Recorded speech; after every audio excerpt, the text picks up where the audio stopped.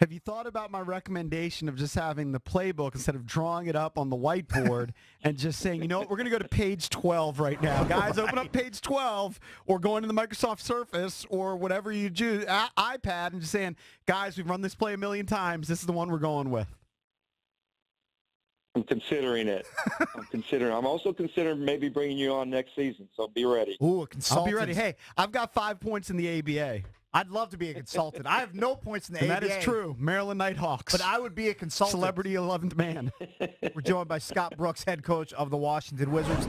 Wiz are 2-1 with John Wall back in the fold. His minutes have gone up slightly in each game, 30 and 32. Are you comfortable with where his minutes are at this point? Do we see a few more tonight against New Orleans? Yeah, I think maybe a few more. I think he's ready now to play a little more. He's missed I don't even know, close to 3 weeks. So that's a lot of time off in the middle of the season. So I think he's coming back. There's a little bit of rust the first couple of games, but I think he's ready to. I feel he's ready to take off, and we're going to need him. During a stretch of games, we're just playing up and down, up and down. I think we're ready to make another jump, and he's going to have to be a big part of that. But I think his knee feels great. You're always worried about after the game, the next day. He has since he's sat out for the 3 weeks. Coach Brooks, I've looked into my crystal ball. I have John Wall's stat line for tonight right in front of me, if you'd like to hear it. Give it to me. This is my prediction.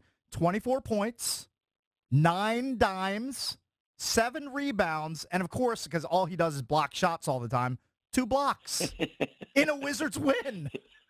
It's amazing, those shots that he blocks. It's just mind-boggling that he can do that. He says it, and I believe it. There's never been a point guard that blocks those shots like he blocks them in transition. I'm going to have to look it up. How many blocks do you think Scott Brooks had in his career? Ooh, that's a good question. Scott Brooks blocks. I would say under. You know what back then for some reason they called strip down blocks. Like if a guy was going up for a layup, I would strip it down. Oh, nice. I would argue with the stat guy. I don't want a block. Give me a steal. Right. You'd rather have the swipe instead of a block.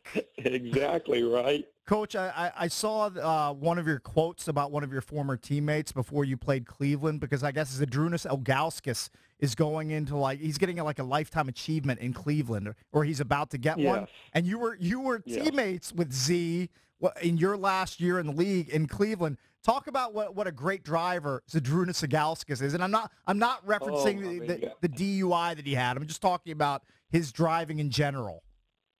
No, he just came to the States from Lithuania, and he's been. I think he was there for like a year, and he just didn't know how to drive well. And so we would go to dinner, and every day it was either we were bumping into a back of a wall, or bumping into a car, or hitting a pole, or hitting something. I mean, not a major wreck, but just little dings. And he's just, like I said, I don't know how he got this license. I don't know how the state of Ohio gave him a driver's license at that time of his life. But what a great guy. It was one of the, like I said, he's one of the best teammates I've ever been around. Everybody loved Big Z. And by the way, how could he fit in a regular-sized car? I mean, he was just a gigantic human. Yeah, I think at that time he was driving a Lincoln Navigator, so that was the big car. Okay. And he needed every bit of it. Yeah. He was like 7'4". Joined by Scott, by Greenberg and Betterman specialist in personal injury. I think we can go this interview with it asking you about Mike Scott. He's been on a tear lately, coming off the bench. I mean, he had 22 and 23 minutes the other night. He's shooting, I think, 75% in his last 9 games. It's outrageous.